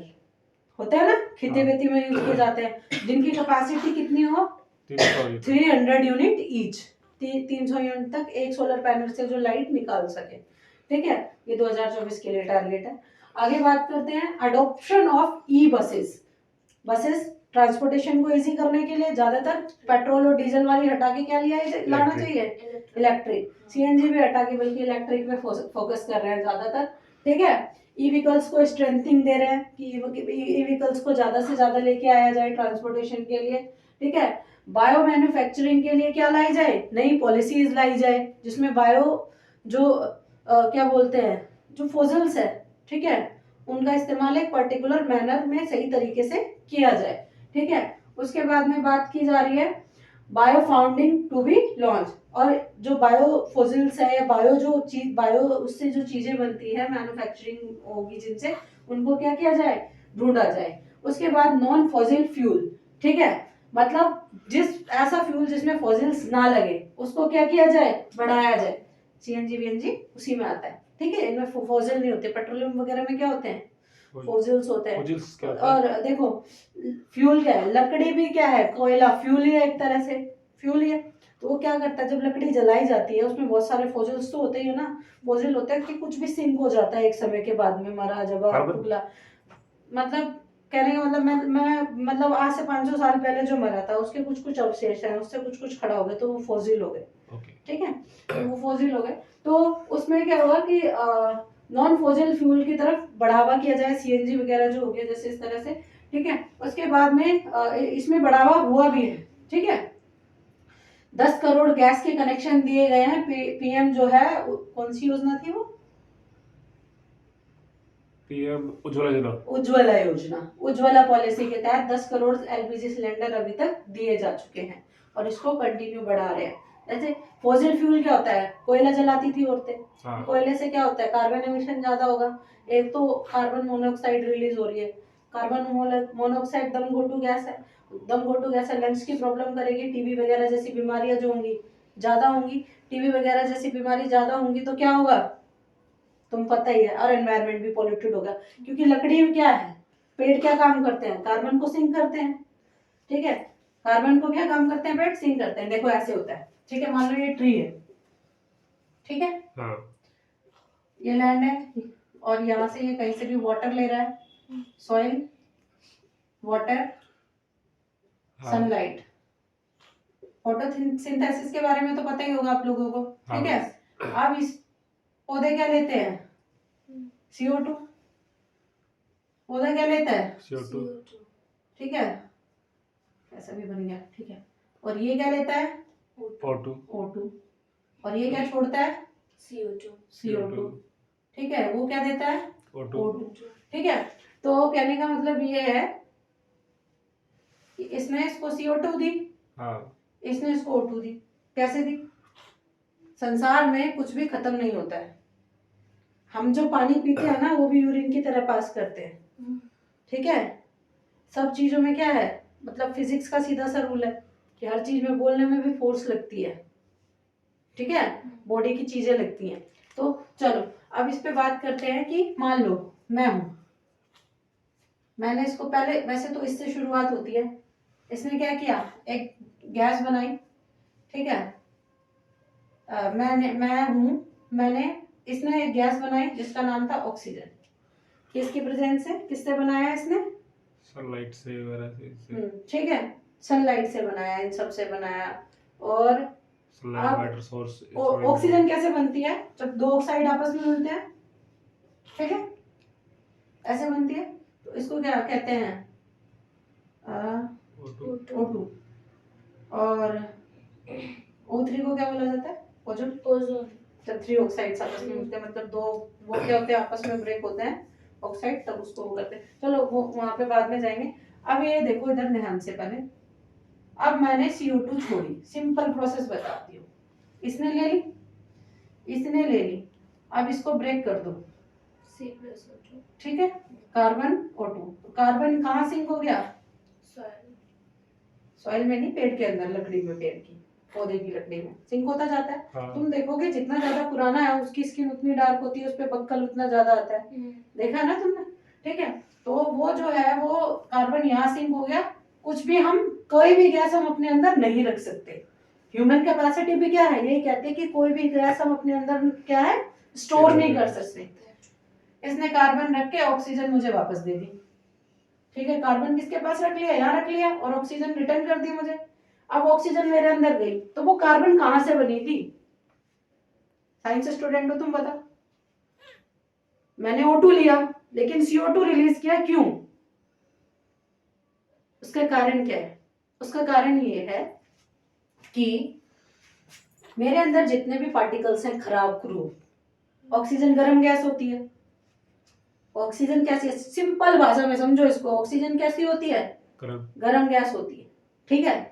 उसने वो पार्टिकल्स वगैरह जो नॉन, मतलब बॉडी के लिए फेवरेबल नहीं है, चीजें बर्न की ऑक्सीजन ने। तो बर्न करने का मतलब क्या होगा, ऑटोमेटिकली जली हुई चीज से क्या निकलता है, कार्बन, ठीक है। अब वो जो कार्बन लिया, क्योंकि मैंने तो O2 लिया है, वो O2 के साथ कार्बन क्या हो जाएगा, मिक्स हो जाएगा। मैंने O2 अंदर ले ली, और O2 ने जो बेकार पार्टिकल्स थे, वो जो भी कुछ था वो जला दिया। उससे जला के जो धुआं निकला वो क्या था, कार्बन, कार्बन। अब वो कार्बन भी अंदर है और ऑक्सीजन भी अंदर है, अब वो दोनों मिल गए, तो वो क्या बन गया, CO2। समझ आ रहा है, CO2। तो पौधे ने क्या ले ली, CO2। फिर उसने कार्बन सिंक कर लिया वापस से, फिर O2 दे दिया, फिर मैंने उसको जो मेरा बुराई है जला जुल के फेंक के फिर CO2 दे दिया। तो इस लकड़ी में बहुत सारा कार्बन क्या हो जाएगा, सिंक होता रहेगा। अब जब इस पेड़ की लकड़ी को काटा जाएगा और उसको जलाया जाएगा, तो कार्बन वापस से क्या हो जाएगा, एनवायरमेंट में रिलीज हो जाएगा। लकड़ी जलाई, इसीलिए तो लकड़ी जलाने पे कम फोकस किया जा रहा है। लकड़ी जलाई तो वो कार्बन वापस से कहाँ गया, एनवायरमेंट में, कार्बन मोनोऑक्साइड के, ठीक है। तो धुआं निकला, ये सब निकला। तो इस तरह से क्या होगा, कार्बन बढ़ा तो पॉल्यूशन ऑटोमेटिकली बढ़ेगा, एनवायरमेंट के साथ छेड़छाड़ होगी तो एनवायरमेंट का क्या होगा, नेगेटिव इम्पैक्ट जरूर पड़ेगा, ठीक है। और ग्लोबल वार्मिंग और ये सब इसीलिए तो बोलते हैं पौधे जीवात्मा है। अमेजन के फॉरेस्ट को सबसे अच्छा क्यों माना जाता है, क्योंकि इतने बड़े फॉरेस्ट हैं, बहुत भारी मात्रा में वो कार्बन एमिशन को क्या करते हैं, कंट्रोल करते हैं, ठीक है। तो एनवायरमेंट में मैं डेप्थ में पढ़ाऊंगी तुम्हें। तो इस तरह से इन्होंने क्या किया, कहाँ थे हम, बोजिल्स पे, हाँ बोजिल्स, हाँ, LPG सिलेंडर प्रोवाइड करा दिए। सस्टेनेबल डेवलपमेंट के लिए जरूरी है कि भाई आग जलाना, चूल्हा जलाना बंद करो। औरतों को तुम व्यवहार करते हो, गांव वालों खासतौर से, आज भी बेचारी गांव की औरतें क्या करती हैं, चूल्हे पे काम करती है। ये अब कम से कम इस स्कीम के तहत कम हुआ है, ठीक है। तो अब तुम खुद ही समझ सकते हो, जो औरत चूल्हा जला रही है और उसके पास बैठी हुई है, तो वो क्या कर रही है, ऑक्सीजन से ज्यादा क्या ले रही है, कार्बन ले रही है, ठीक है। और उसी से टीबी वीबी ये सारी बीमारी, फेफड़ों से, लंग से रिलेटेड बीमारियां भी हो जाती हैं। चलते हैं आगे, ठीक है। और क्या किया गया, 39.6 करोड़ LED बल्ब लगाए गए। नॉर्मल बल्ब के मुकाबले इनका इलेक्ट्रिसिटी कंजम्पशन कैसा होता है, कम होता है, ठीक है। 23.6 लाख एनर्जी फैन लगाए गए। मतलब एक ऐसा पंखा आता है कि चलता पंखा भी रहता है और उसी में लाइट भी होती है, और वो पावर क्या करता है, लेस कंज्यूमिंग होता है। ल्यूमिनस वगैरह में नहीं आ रहे ऐड भी हाँ, आते थे, हाँ, ठीक है, लेस लाइट कंज्यूमिंग होता है, वो डिस्ट्रीब्यूट किए गए, ठीक है। और ये कौन सी पॉलिसी के तहत, उजाला के तहत किए गए हैं, ठीक है, उजाला स्कीम। 1.3 करोड़, ठीक है, एलईडी स्ट्रीट लाइट को क्या किया गया, इंस्टॉल किया गया। तो एलईडी का मतलब ही क्या है, ये लेस लाइट क्या करती है, लेसर लाइट कंजम्पशन करती है, ठीक है। अब बात करते हैं current account deficit. Current account deficit क्या होता है, ठीक है। देखो अभी ये डेफिशिएंटी चल रही है, लेकिन इसको टारगेट किया गया है कि जो है आने वाले टाइम में इसको कम किया जाए। है क्या करंट अकाउंट डेफिसिट, 2023 में तो है ये थोड़ी सी एक्स्ट्रा, बट आगे इसको कम करेंगे। एक्स्ट्रा क्या, पहले से तो कम हुई है। 2020 में हमें बोरिंग करना, हमने मान लो हम प्रोडक्शन कर रहे हैं किसी कंट्री के साथ में, मैंने क्या करा, 800 का सामान बेचा और 1000 का खरीद लिया, तो वो जो 200 रुपए है वो डेफिशिएंट अमाउंट हो गया। मतलब ट्रेडिंग में मैं कहीं ना कहीं किस में हूँ, घाटे में हूँ, लॉस में, ठीक है। इसी को बोला जाता है क्या, करंट अकाउंट डेफिसिट, ठीक है। तो इसमें आगे रिकवरी के काम की बात चल रही है, ठीक है। देखो फिस्कल करंट मतलब अभी की बात हो रही है, और फिस्कल मतलब एनुअली की बात हो रही है, ठीक है। ये बोल रहे हैं कि हमने घटाया है इसको, ठीक है, पहले और भी ज्यादा था। 2022-23 में कितना है, 5.9 है। ये जितना घटे उतना अच्छा है। करंट अकाउंट डेफिसिट अगर घट रहा है तो वो क्या है, अच्छा साइन है, बढ़ना नहीं चाहिए, है ना। मतलब घाटा बढ़ना चाहिए कि घटना चाहिए, घटना चाहिए ना, ठीक है। तो ये क्या है, 5.9 है अभी, और आगे जाके इसको टारगेट कितना किया गया है, 5.1 2024 के लिए, ठीक है। तो ये है, तो ये होप समझ आया होगा करंट अकाउंट डेफिसिट क्या होता है, ठीक है। टोटल प्रोडक्शन पे मतलब जब हम ट्रेडिंग करते हैं बाहर, तो उस पे होने वाला जो लॉस है उसको बोला जाता है, ठीक है। चलते हैं आगे, आसान भाषा में समझाया मैंने, कोई मैंने इकोनॉमिक टर्म वैसी कुछ यूज नहीं किया, बस माइंड में रखना इसको एग्जांपल के साथ। आगे बात करते हैं, अनएम्प्लॉयमेंट रेट डिक्रीज्ड, ठीक है। अनएम्प्लॉयमेंट का रेट जो है वो घटा है 2022-23 सॉरी 2022-23 में, ठीक है। 2017-18 में कितना था अनएम्प्लॉयमेंट, 6.1, अब वो घट के कितना रह गया है, 3.2, 3% से कम हो गया, ठीक है। यानी इतने लोगों को क्या हुआ है, रोजगार मिला है। अनएम्प्लॉयमेंट घटा है, एम्प्लॉयमेंट नहीं घटा, अनएम्प्लॉयमेंट घटा है, तो ये अच्छा साइन है।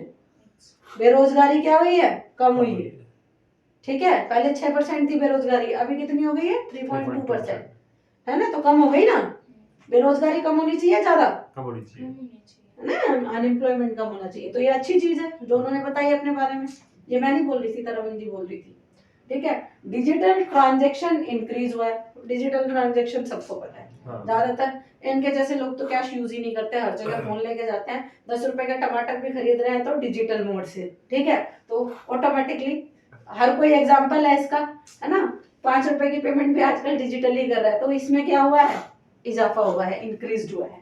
अब बात करते हैं डिक्लाइन जीएनपी। जीएनपी क्या होता है, ग्रॉस नॉन परफॉर्मिंग एसेट।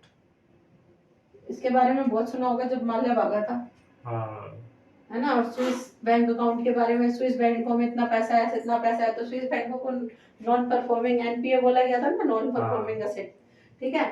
उन्होंने बोला इसमें क्या है, कमी आई है। अब हमारे सामने, क्योंकि आधार से क्या जोड़ दिए गए, पैन कार्ड, तो एक आदमी के नाम पे कितने भी खाते क्यों ना हो, वो सब आपस में क्या हो जाएंगे, लिंक हो जाएंगे, तो पता चल जाएगा इस पे कितना पैसा है। तो ऑटोमेटिकली जो नॉन परफॉर्मिंग एसेट, ये होता क्या है मैं बताती हूँ, एक ऐसी संपत्ति जो सरकार से छिपी हुई है, मतलब आपने टैक्स की चोरी करके कैसे भी करके एक पैसा जमा किया हुआ है, जिसके बारे में आपने सरकार को नहीं बताया, आपने विदेशी अकाउंटों में डाल दिया। इन माल्या जैसे लोग, तो ये तो खैर लोन ही लेके भाग गया, वो क्या लेके भागा, ब्याज लेके भाग गया, हमारा पैसा भी लेके भाग गया, ठीक है। नीरव मोदी ये सब। तो नॉन परफॉर्मिंग एसेट का मतलब क्या है, ऐसी प्रॉपर्टीज जो कि सरकार की नजर में नहीं है, उनमें क्या है, बहुत कमी आई है, गिरावट आई है। क्योंकि इसका एग्जांपल मैंने दिया, पैन कार्ड आधार कार्ड से जोड़े गए, इंडिया में तो सब कुछ जोड़ा जा रहा है, हाँ। बिना उनको जोड़े आप ट्रांजेक्शन ही नहीं कर सकते। और जिनका नहीं जोड़ रहा उन पे हैवी क्या लगाया जा रहा है, टैक्स, इनकम टैक्स, वो इनकम टैक्स नहीं, सॉरी, वो चार्ज, हैवी चार्जेस लगाए जा रहे हैं, कुछ बोलते हैं उसको, भूल गई मैं, ठीक है, पेनल्टी पेनल्टी, लगा रहे हैं। हाँ पेनल्टी लगा रहे हैं। तो जीएसटी बढ़ा है, ठीक है, बहुत तेजी से 1.6 लाख करोड़, ठीक है। उसके बाद में 1.6 लाख करोड़ से 1 साल के अंदर बढ़ गया, मतलब पहले और भी, पहले कम, पहले मान लो कि 24-25 था, अब उसमें इतने परसेंट का क्या हुआ है, बढ़ा, इतना अमाउंट और ऐड करोगे तो इतने से बढ़े, ठीक है। फॉल इन इन्फ्लेशन, महंगाई में कमी आई है, अब इस पे मैं कैसे विश्वास करूं मुझे नहीं पता, बट इनके हिसाब से आई है, ठीक है। डेटा देखना पड़ेगा, 2014 में 9.4% थी, अभी कितनी हो गई है, 5, ठीक है। पता नहीं महंगाई कम हुई है या बढ़ी है, बट इन्होंने ऐसा बोला है, चलते हैं, नक्सेड का, है ना। आगे चलते हैं, रेवेन्यू रिसिप्ट, ठीक है, रेवेन्यू रिसिप्ट और रेवेन्यू एक्सपेंडिचर। रेवेन्यू रिसिप्ट होता क्या है, पहले तो ये जानो। मैं जा रही थी, मैंने रेड लाइट जंप कर दी, मेरा 5,000 का चालान काट दिया, ठीक है। उसने हेलमेट नहीं पहना था, उसका 500 का चालान काट दिया, ठीक है। इस तरह से जो भी होने वाली इनकम है वो रेवेन्यू रिसिप्ट है, आने वाला पैसा है, ठीक है। अब रेवेन्यू एक्सपेंडिचर क्या होता है कि जो पैसा आया रेवेन्यू से, टैक्सेस से, रेवेन्यू से, ठीक है, वो खर्चा कितना हुआ। रिसिप्ट मतलब आया, एक्सपेंडिचर मतलब खर्चा हुआ, कितना खर्चा हुआ, ठीक है। तो इतना पैसा आया है, लगभग 30 लाख करोड़ के आसपास रेवेन्यू रिसिप्ट में पैसा आया है। और एक्सपेंडिचर कितना है इसका एक्सपेंडिचर मान लो आप 34 लाख करोड़ 2022-23 में है, और क्या बोलते हैं 2023-24 में इसका टारगेट और बढ़ा दिया गया है, बल्कि एक्सपेंडिचर का 36 लाख करोड़। अब तुम यूँ कहोगे कि रिसिप्ट में कम आया है, मतलब पैसा आया कम और खर्चे ये क्या कर रहे हैं, ज्यादा कर रहे हैं, तो ये तो अच्छी बात नहीं है, अच्छी बात नहीं है। देखो, ये जो भी पैसा आता है, ये रेवेन्यू एक्सपेंडिचर ऐसी चीज है जो खर्चा करना अच्छी बात है, क्योंकि इसको कहाँ लगाया जाता है, इंफ्रास्ट्रक्चर पे, और इंफ्रास्ट्रक्चर हमेशा पैसे क्या करता है, देता है। जितना आपने पैसा लगाया, मान लो 34 लाख करोड़ रुपए में आपने हाईवे बना दिए, नेशनल हाईवे बना दिए, तो जो उससे टोल आएगा वो इनकम जनरेट करेगा ना, तो वो इनकम में क्या करेगा, इजाफा करेगा। तो ये बुरा नहीं होता है, बढ़े तो भी आप जितना ज्यादा पैसा लगाएंगे उतना अच्छा है। तो इसको इन्होंने टारगेट बढ़ा के किया है, तो इसमें कंफ्यूज होने वाली जरूरत नहीं है। अगर एक्सपेंडिचर, रेवेन्यू एक्सपेंडिचर बढ़ रहा है तो इसका मतलब वो किसकी तरफ इशारा कर रहा है, डेवलपमेंट, और किसकी तरफ, सोर्स ऑफ इनकम के जनरेशन की तरफ इशारा कर रहा है, ठीक है। बेशक रेवेन्यू रिसिप्ट कम और आपने बढ़ा के लिया है, लेकिन आप इसको जल्दी ही क्या करेंगे, पूरा करके एक इनकम का सोर्स भी जनरेट कर लेंगे। सही बात है ना, बिजनेस लोग लोन लेके भी पूरा करते हैं, तो एक तरह से भैया इसमें बचा हुआ पैसा आप लोन से ले सकते हैं, ठीक है, और बाद में इसको पूरा कर दो, रिकवरी कर दो। चलते हैं आगे, कैपिटल रिसिप्ट, अच्छा रेवेन्यू डेफिसिट, ये तो मैंने समझा दिया ना अभी तुम्हें, हाँ, ठीक है। फिस्कल डिफिसिट, रेवेन्यू डिफिसिट, ये सब समझाया ना तुम्हें अभी, है ना, कि मतलब कहने का मतलब है, ये पहले कितना था, 3.9 था डेफिसिट, वही कि 800 का ट्रेड किया, 1000 का अपने आप लिया है, ठीक है, तो वो घाटा था हमारा उतना। तो इन्होंने कहा ये अभी कितना है, 3.9 है, इसको 2024 तक कितना ले आएंगे, इसकी रीडिंग नीचे लिखती, मैंने ऊपर नहीं लिखी, 2.0 ले आएंगे, 2.2 पे ले आएंगे, मतलब 2.0, 3.9 से इसको क्या करेंगे, घटेंगे। ये घटना चाहिए, एक्चुअल में ये क्या होना चाहिए, घटना चाहिए। इकोनॉमी को समझना क्या है, मतलब अगर मजे से समझो ना तो उतना भी टफ नहीं है, ठीक है। चलते हैं आगे, अब बात करते हैं कैपिटल रिसिप्ट की, ठीक है। कैपिटल रिसिप्ट का पैसा कहां से आता है, कैपिटल रिसिप्ट अच्छी बात नहीं, दिख रहा है कि पैसा आ रहा है, लेकिन ये वो पैसा है जो हमने गिरवी रख के लिया है, तो इसमें क्या आनी चाहिए, कमी की बढ़ोतरी। देखो, रिसिप्ट से अभी तक तुमने समझा कि रिसिप्ट का मतलब अच्छा होता है, ठीक है, और डेफिसिट का मतलब क्या होता है, बुरा होता है, लेकिन यहाँ रिसिप्ट का मतलब क्या है, बुरा। खराब। रेवेन्यू रिसिप्ट अच्छा था, हाँ, कैपिटल रिसिप्ट खराब। क्यों? क्योंकि आपने पैसा कैसे लिया है? उधार लिया है, या तो उधार लिया है लोन लिया है, या बेच दिया है कुछ देश का, कोई कंपनी बेच दिया है, कुछ बेच दिया है, ब्यूरो का कुछ। ठीक है। तो ये जो है मतलब इसको क्या है, अच्छा नहीं माना जाता है, ठीक है। उसके बाद में बेचा है आपने, ये कैपिटल रिसिप्ट। उसके बाद वो जो बेचा है उससे खर्चा जो किया है, ठीक है, उस वो क्या है, वो भी बढ़ा है। हाँ वो बढ़ रहा है। देखो, रेवेन्यू एक्सपेंडिचर बढ़े या कैपिटल एक्सपेंडिचर बढ़े, दोनों ही अच्छी बात है, दोनों का ही इन्वेस्टमेंट कहाँ होता है, इंफ्रास्ट्रक्चर पे होता है, ठीक है। लेकिन ये जो है रिसिप्ट कैपिटल वाला, ये क्या है, खराब है। ध्यान देना, ये क्या है, खराब, ठीक है। तो ये भी ठीक है कि अगर ये मतलब बढ़ा है, वैसे तो इसको क्या किया है कि बढ़ा, अगर कुछ बेचा है तो उस पैसे को कहाँ लगाया है, इंफ्रास्ट्रक्चर पे, तो वो क्या जनरेट करेगा, इनकम, ठीक है।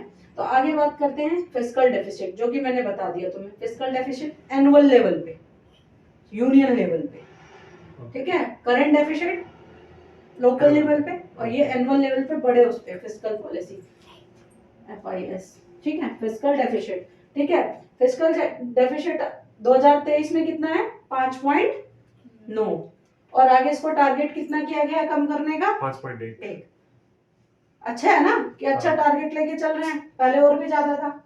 अब बात करते हैं कैपिटल एक्सपेंडिचर की, ठीक है। ये कितना था, वो मैंने वो क्या किया है कि ये बढ़ा है, इंक्रीज हुआ है, ठीक है। अब देखो इन्होंने टारगेट लिया था, जो इन्होंने इसमें भी पैसा बचाया है। मान लो कैपिटल, इन्होंने कुछ सामान बेचा यहाँ पे या उधार लिया, फिर उसको किसमें लगाया, एसेट में, एज अ कैपिटल एक्सपेंडिचर। अब ये जो सामान बेचा, मान लो इन्होंने 10 लाख रुपए का बेचा, एग्जाम्पल के साथ समझाती हूँ। अब इन्होंने बोला कि एक रोड बनाएंगे, उसमें 10 लाख खर्च होंगे, एक फैक्ट्री लगाएंगे, ठीक है। लेकिन इन्होंने वो फैक्ट्री कितने में तैयार कर दी, 9.5 लाख में। तो ये भी अच्छा साइन है। तो ये डेटा है इस साल का, लिख तो मैंने ऊपर दिया इसकी चीज, लेकिन ये डेटा नीचे कर दिया है, ठीक है। तो कैपिटल एक्सपेंडिचर कितना इन्होंने टारगेट किया था 2022-23 का, 10.2 लाख करोड़, जबकि इन्होंने खर्च सिर्फ कितने किए हैं, हाँ कंजूसी करके काम चला दिया, ठीक है। ओके। कैबिनेट में गुजराती हैं, जानते हैं बिजनेस करना, ठीक है।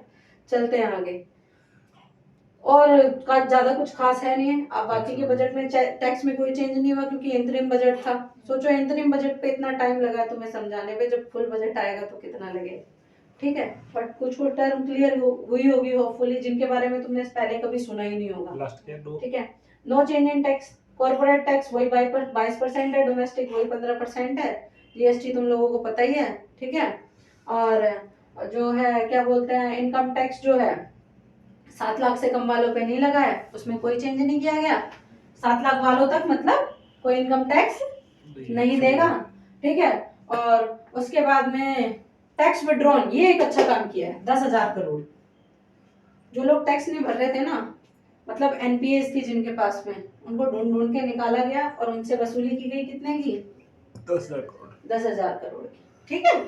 ये हुआ इसमें। और जो इस साल का बजट है, जो कि मैंने कितना बताया था, शायद 47.66 बताया था, ये बताया था, है ना, लाख करोड़।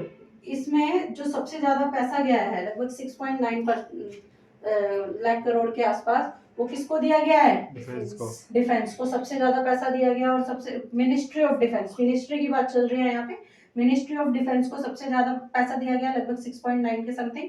और 1.2 सबसे कम किसको दिया गया है, मिनिस्ट्री ऑफ एग्रीकल्चर को, ठीक है। तो ये था बजट आपका, इंतरिम बजट 2024 के लिए। आगे कंप्लीट जो फुल बजट जो आएगा वो गवर्नमेंट के आने के बाद आएगा, और गवर्नमेंट ये आती है तो शायद इसको कंटिन्यू करके इसमें थोड़े बहुत ही चेंज होंगे, ज्यादा कुछ खास चेंजेस इसके अंदर नहीं होंगे। हालांकि इसमें भी ज्यादा चेंज नहीं थे। होप आपको पसंद आया होगा, आपको चीजें समझ में आई होगी क्या क्या चीज है। आप अपने आप से बजट पढ़ेंगे तो बिल्कुल आपको नहीं समझ आएगा, मार्केट से किताब खरीद के देख लीजिए, इस तरह से आप बजट को आसान तरीके से समझें। Thank you.